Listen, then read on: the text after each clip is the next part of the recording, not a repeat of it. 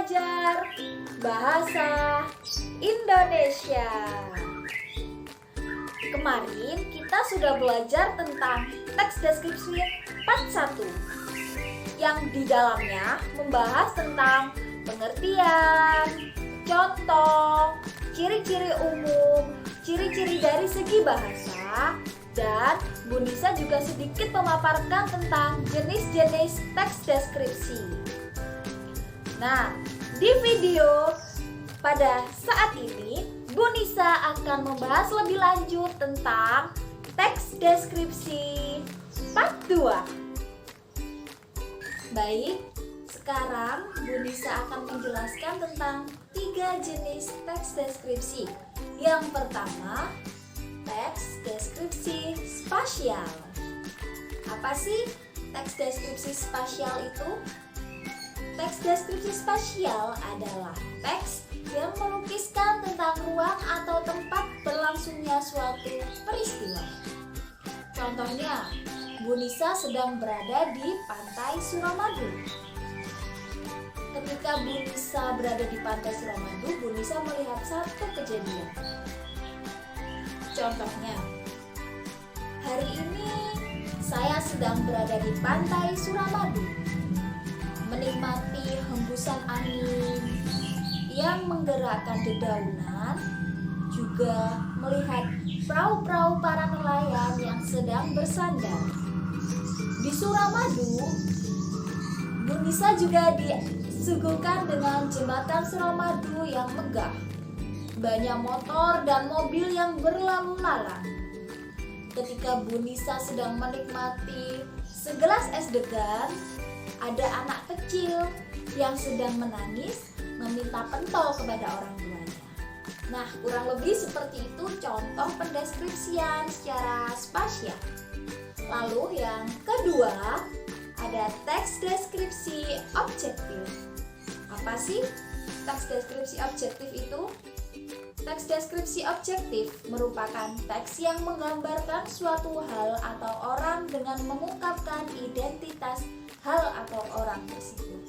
Contohnya, Bu Nisa akan mendeskripsikan tentang ibu Bu Nisa. Ibu saya adalah wanita yang hebat. Meskipun dia tidak tamat pada sekolah dasar, tapi ia tetap terus melihat anak-anaknya sampai mencapai pendidikan tertinggi. Dia sangat kuat dan juga jago dalam hal memasak. Masakannya enak. Aku, adik, dan ayahku suka sekali dengan masakan ibu.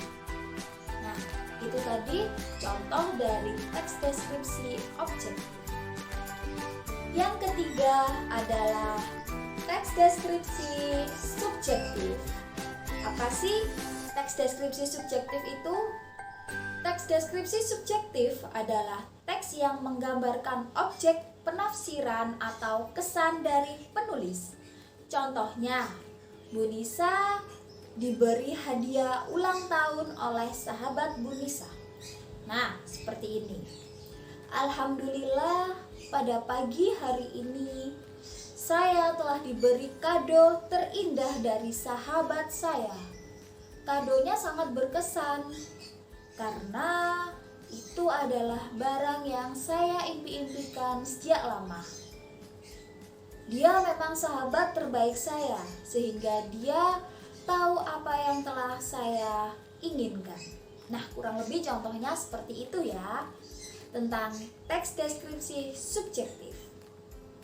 Oke, untuk jenis-jenis teks deskripsi tadi sudah Bu Nisa jelaskan ya. Sekarang kita masuk ke materi menelaah struktur dan kebahasaan teks deskripsi. Struktur teks deskripsi. Pada struktur teks deskripsi terdapat 3 bagian. Bagian yang pertama adalah identifikasi. Apa sih maksud identifikasi ini? Identifikasi ini sering disebut gambaran umum dari teks deskripsi yang akan kita buat. Lalu yang kedua ada deskripsi bagian. Apa sih deskripsi bagian? Deskripsi bagian ini merupakan rincian dari suatu objek yang akan kita deskripsikan. Nah, bisa dilihat dari warna, bentuk, ukuran, ya apa yang kita dengar, apa yang kita lihat, dan lain sebagainya. Lalu yang terakhir ada penutup. Nah, dari hal-hal yang telah kita tuliskan tadi, kita menarik sedikit kesimpulan yang akan dipaparkan di penutup. Kebahasaan teks deskripsi. Yang pertama, kalimat yang digunakan melibatkan panca indera. Contohnya, ketika saya sedang berjalan-jalan di Gunung Bromo, saya melihat hamparan pasir yang sangat cantik. Dan hal tersebut membuat hati saya syahdu.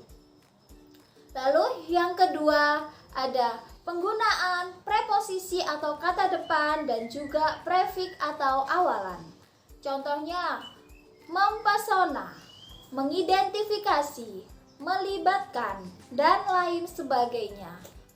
Lalu yang ketiga, penggunaan kata umum dan kata khusus. Contohnya, kata umum bunga, kata khususnya ada melati, mawar, kamboja, anggrek.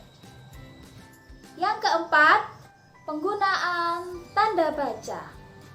Penggunaan tanda baca titik, tanda baca koma, petik dua, dan lain sebagainya. Yang kelima, penggunaan huruf kapital. Huruf kapital biasanya digunakan pada saat awal kalimat. Nama orang, nama kota, gelar, nama jabatan, dan juga tempat. Berikutnya yang keenam, penggunaan konjungsi atau kata hubung. Bisa selanjutnya, sebelumnya, setelah itu, dan lain sebagainya. Dan yang terakhir yaitu penggunaan kata baku dan kata tidak baku. Untuk mengetahui kata baku dan tidak baku ini, kalian bisa mengeceknya di aplikasi KBBI 5 atau Kamus Besar Bahasa Indonesia.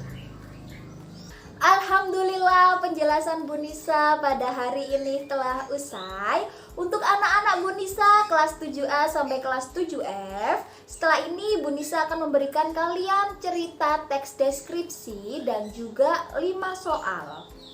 Nah, untuk kalian seperti biasa ya, mengerjakan secara jujur, secara teliti, dan tidak boleh mencontek. Tugas kalian Bu Nisa beri waktu selama 1 minggu. Ini dia tugasnya. Ada bacaan teks deskripsi dengan judul Kota Magetan. Kalian baca dan pahami, lalu kerjakan 5 soal berikut ya. Ayo, udah dapat belum screenshotan tugas kalian? Nah, jangan lupa di screenshot, dikerjakan di buku tulis, diberi nama, nomor, dan kelas. Lalu seperti biasa, difoto dan dikirim di Teams ya. Oke, Bu Nisa rasa cukup sampai sini penjelasan dari Bu Nisa. Jika Bu Nisa ada salah kata, Bu Nisa mohon maaf yang sebesar-besarnya.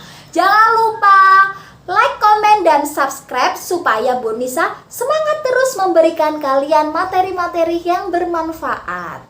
Terima kasih. Wassalamualaikum warahmatullahi wabarakatuh. Bye-bye.